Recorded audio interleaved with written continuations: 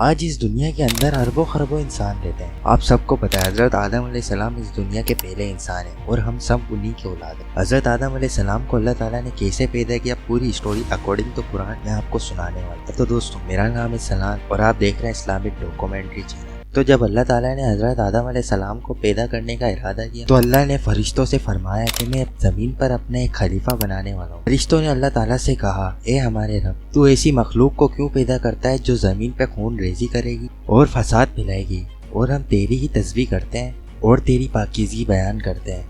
پھر اللہ تعالیٰ نے فرشتوں سے فرمایا کہ جو میں جانتا ہوں وہ تم لوگ نہیں جانتے۔ پھر اللہ تعالیٰ نے حضرت آدم علیہ السلام کو مٹی سے پیدا کیا اور ان کو کچھ چیزوں کے نام سکھا دیے، اور پھر ان چیزوں کو فرشتوں کے سامنے پیش کیا اور فرشتوں سے کہا کہ ان چیزوں کے نام بتاؤ اگر تم سچے ہو تو۔ پھر فرشتوں نے کہا، اے اللہ، تیری ذات پاک ہے، ہم اتنا ہی علم رکھتے ہیں جتنا آپ نے ہمیں دیا، پورا علم اور حکمت تو آپ ہی کے پاس ہے۔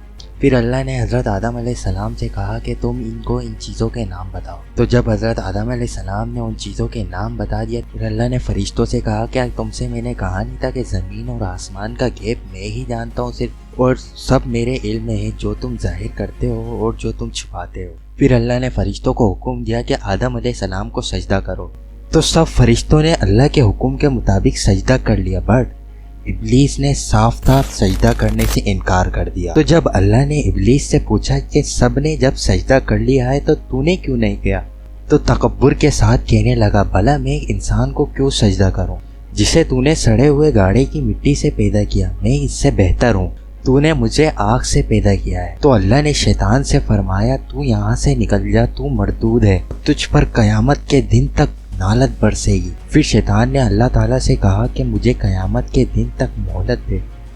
اللہ نے فرمایا، جا، تجھے مہلت دے دی۔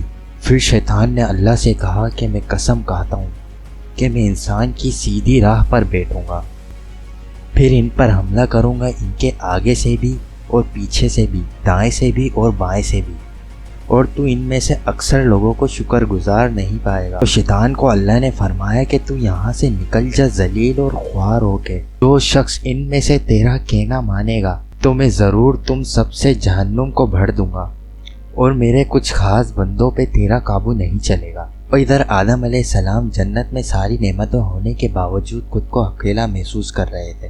پھر اللہ نے آدم علیہ السلام کی پسلی سے حوا علیہ السلام کو پیدا کیا۔ پھر اللہ نے حکم دیا، اے آدم، تم اور تمہاری بیوی جنت میں رہو، پھر جس جگہ سے چاہو کھاؤ اور پیو، لیکن اس درخت کے پاس مت جانا ورنہ تم ظالموں میں سو جاؤ گے۔ یہاں شیطان نے حملہ کرنا بھی شروع کر دیا۔ شیطان نے ان دونوں کے دلوں میں وسوسہ ڈالا اور کہنے لگا، اللہ نے اس درخت سے تم لوگوں کو اس لیے منع کیا ہے تاکہ تم فرشتے نہ بن جاؤ یا ہمیشہ زندہ رہنے والے نہ بن جاؤ۔ یہاں تک کہ شیطان نے قسمیں تک کھا لی اور کہا، یقین مانو میں تمہارا خیر خواہ ہوں۔ آخر مردود نے دھوکہ دے کر ان کو درخت کی طرف کھینچ ہی لیا، اور جیسے ہی ان دونوں نے درخت کو چکھا ویسے ہی اللہ تعالیٰ نے ان سے جنت کے لباس چھین لیے، اور یہ دونوں بھاگ بھاگ کر اپنے سطر کو درختوں کے پتوں سے چھپانے لگے۔ اللہ نے ان دونوں کو پکارا اور کہنے لگا، کیا میں تم دونوں کو اس درخت سے منع نہ کر چکا تھا؟